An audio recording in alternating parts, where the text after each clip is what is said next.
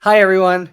Harry here to talk about Trump's loose talk, but apparently serious talk about pardoning January 6th defendants and what it's doing right now in real time.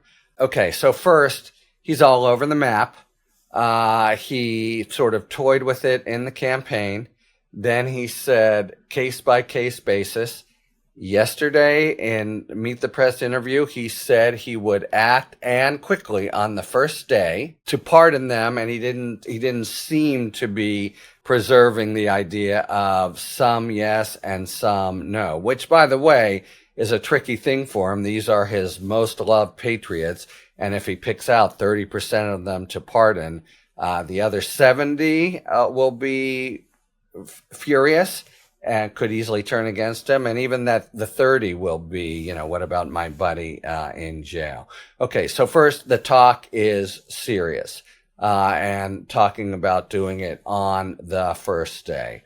And let's take a step back because you're getting now in D.C. courts really nasty customers being sentenced and essentially thumbing their nose at the whole system. So you have somebody who was just resentenced to 80 months in prison, and his friends in court say, oh, you'll be out soon anyway.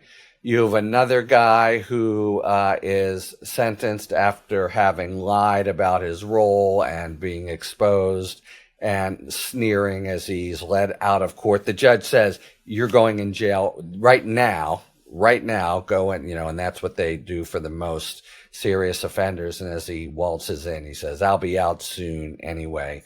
So it's just a spectacle of incredible disrespect and kind of snubbing your nose at the rule of law. And remember what we're talking about. The biggest DOJ investigation and set of prosecutions in the history of the DOJ were over 1,500 people, and just a scandalous assault, insurrection on the Capitol, and a violent one. So all guidelines for pardons say that violent crimes are more serious, and basically it's well understood they are very rarely pardoned. And notice that all the people that are supposedly Trump's going to go after on when he's in office, like the violent and dangerous Liz Cheney and Jack Smith, they haven't committed violent crime. So he's the notion of parity,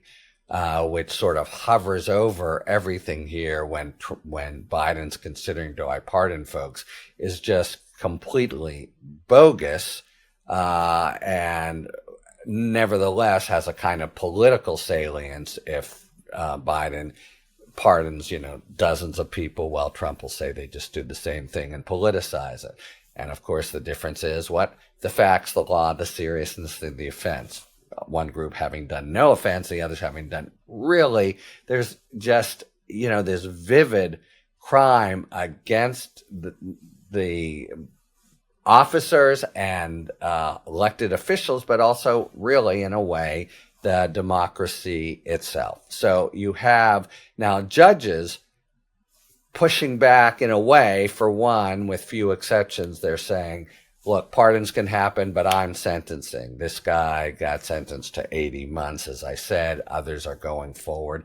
And they're talking about the need to really preserve the information. So here you have a Ronald Reagan appointee saying no matter what ultimately becomes of the Capitol riots cases already concluded and still pending, the true story of what happened on January 6th, 2021 will never change. So in other words, they sense that the stakes here are not just these violent offenders who made war, or certainly violence, on the democratic system itself and the principle of peaceful transfer of power, but really history and Trump's continuing obsession with rewriting it and papering it over. One of the things he's asked in the 45-minute interview on Meet the Press is, will you now admit that you lost the 2020 election? His response, no, why would I do that? He thinks his victory literally rewrites history, gives him a warrant to completely shred the Constitution. This is really very unnerving stuff if you take his words at all seriously. And the evidence of the last month since the election is to take him super seriously, given the kinds of people he's putting in and the things he's saying, like, I'm going to pardon the January 6 people as soon as I get in. So you have this dynamic where now his latest claim is January 20th. He's just gonna let them all out. Oh, and by the way, a guy who otherwise, with respect to immigrants, you can't treat him bad enough. His one reason you have to let him out is because it's a filthy jail. It shouldn't even be in existence. So he's, also standing up for the conditions that his loved patriots have had to serve time in over the last couple years.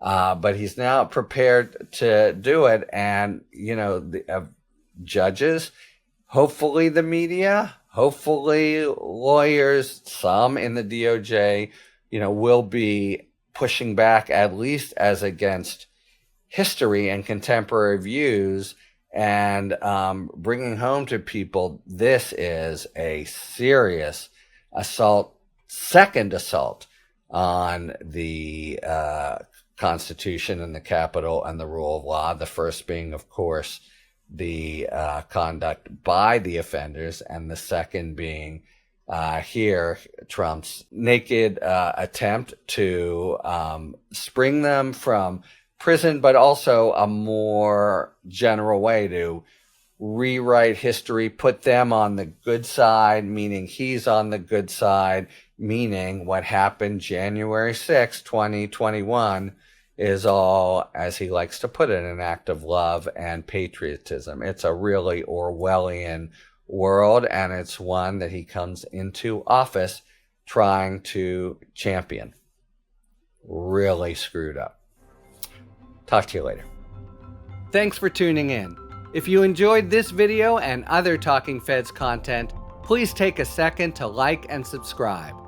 Talk to you later.